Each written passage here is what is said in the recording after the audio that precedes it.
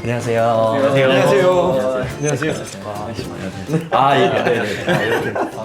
코로나 시국이라. 네, 코로나 시국이라. 네, 자리에 앉으시죠. 네, 감사합니다.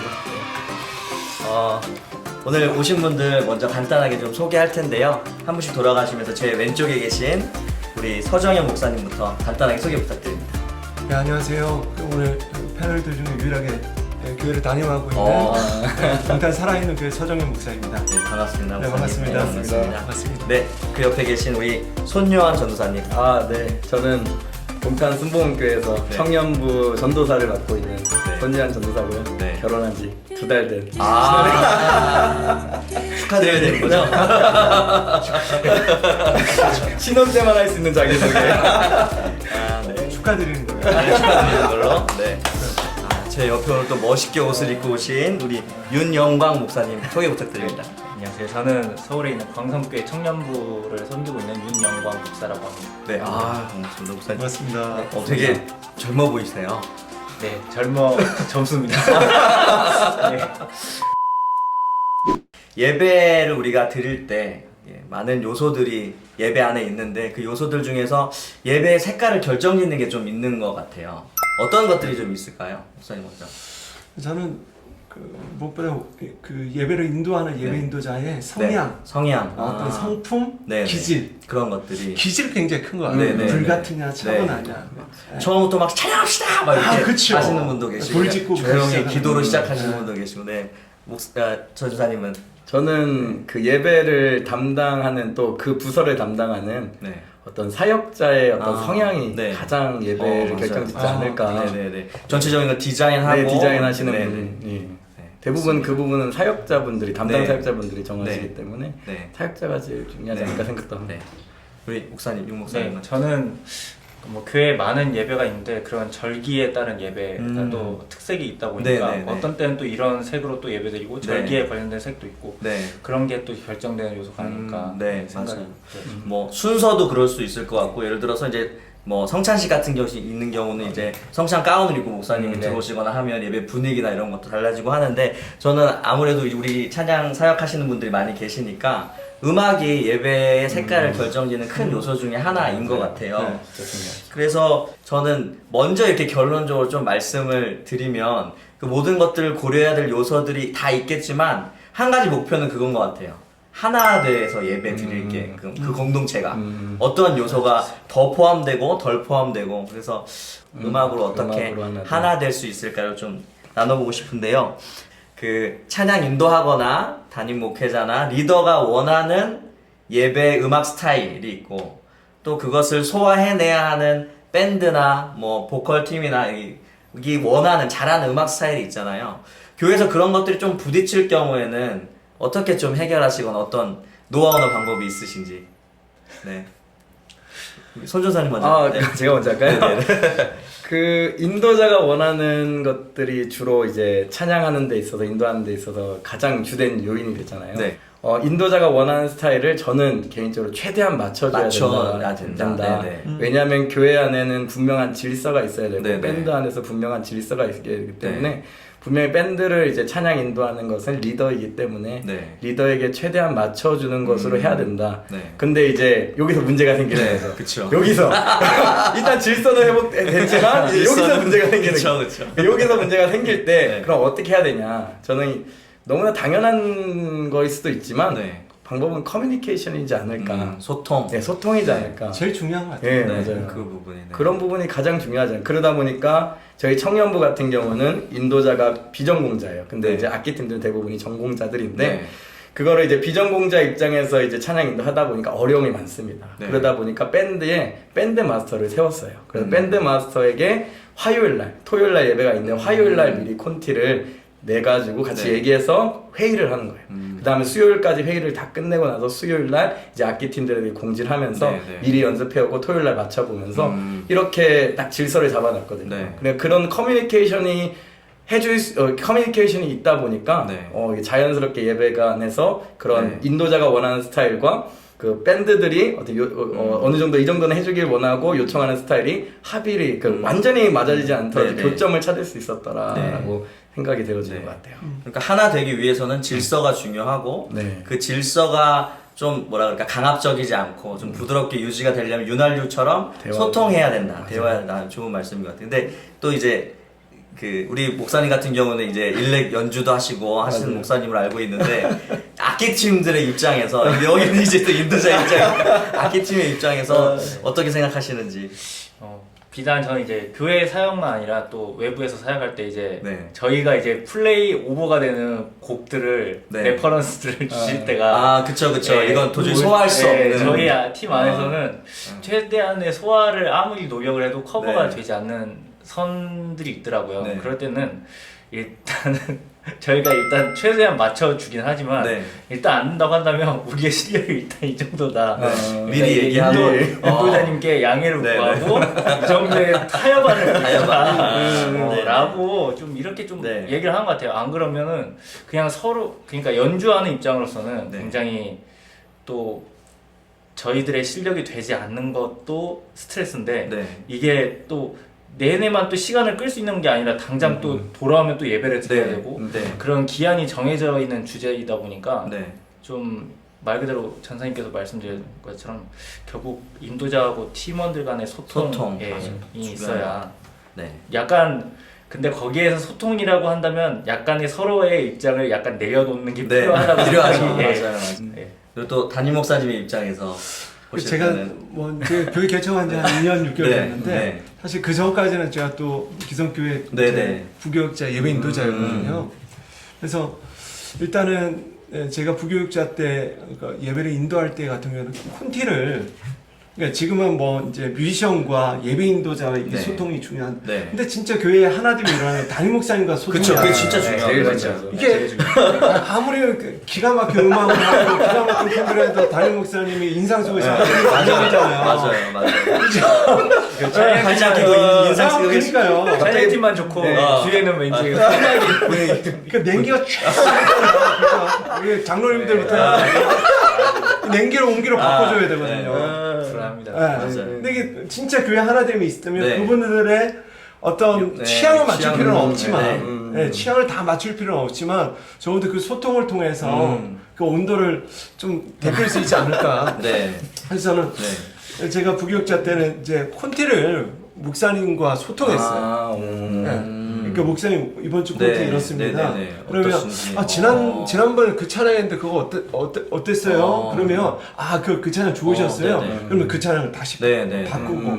근데 이거는 뭐 음악적 스타일이 아니라 그냥 서로 맞춰야 되는 네, 거죠. 네. 네, 그런 서로 것 맞춰야 같아요. 되고 내가 어떤 찬양을 하느냐, 어떤 스타일을 하느냐보다 그냥 그 교회가 갖고 있는 예배가 어떤 분위기를 갖고 네. 있느냐. 네. 네, 진짜 말씀하셨더라 어떤 맛이냐. 네. 네, 그게 중요하죠. 맞아요. 네.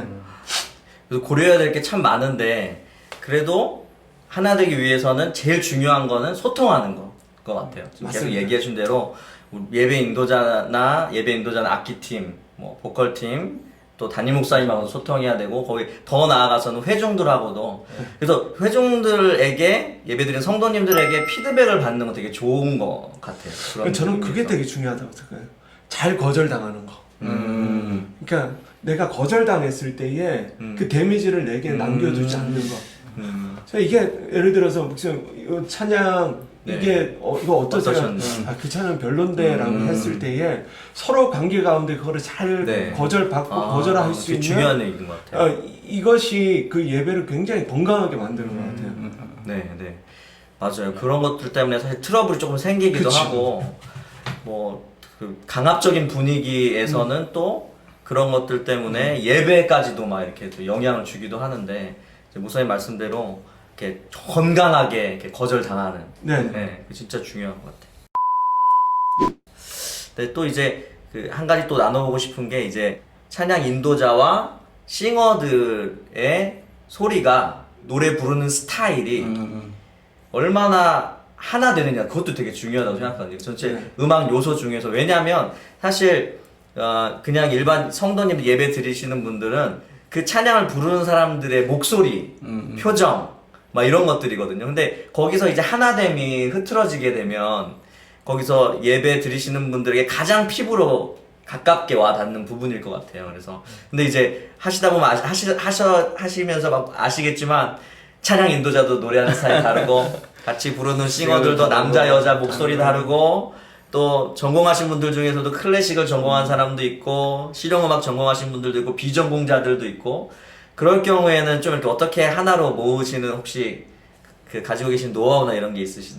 저희도 그것 때문에 고민이 많았어요. 찬양팀 운영하다 보면은 네. 같이 뭐 R을 같이 딱 R라는 부분이 있어서 같이 맞춰야 되는데 네. 이렇게 맞춰야 맞아요. 이렇게 막 두두두 이걸 어떻게 해결할까 고민하다가 저희는 이제 보컬 사람들만 모아서 거기 네. 중에서 이제 좀 전공자를 데리고 네, 네. 보컬 마스터를 이렇게 세웠어요. 그래서 예배 전에 1시간 전에 그 밴드들 연습할 때 보컬은 따로 나가서 따로 연습하면서 그 보컬 마스터가 이미 콘티를 받아놨으니까 그 네. 콘티 안에서 이제 요 부분은 특별히 맞춰야 된다는 네, 다 네. 체크 가이드 해가지고 네. 그 보컬 마스터의 인도에 따라 그 딱 인도자까지 다 와가지고 네, 네. 인도자까지 다 그 보컬 마스터 밑에서 딱 교육을 받고 올라와서 이제 같이 합주하고 네, 네. 그러니까 확실히 소리들이 조합이 되더라고요. 맞아요.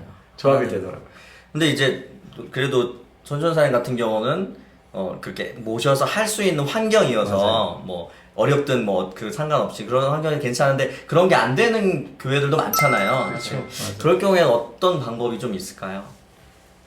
네. 그냥 하다못해 그냥 이제 따로 그냥 보컬을 따로 네, 세우셔서 마스터 하시는 마스터를 분들, 세우셔서 이렇게 했는데 이거라도 어려우면 그냥 정말 그냥 보컬들끼리 모여서 입을 맞추는 시간. 네, 그것만 하더라도 솔직히 이제 레코딩에서 들어보면 네. 그거를 하는 것과 안 하는 것의 네, 차이가 맞아요. 분명히 나오거든요. 네, 네. 왜냐면 누군가는 스페이스를 부르고 있고 바로 끝나고 있고 이런 것들이 맞아요. 가장 가시적으로 좀 네. 네, 체감이 되는 부분이 아마 그런 거이지 네. 않을까 싶더라고요.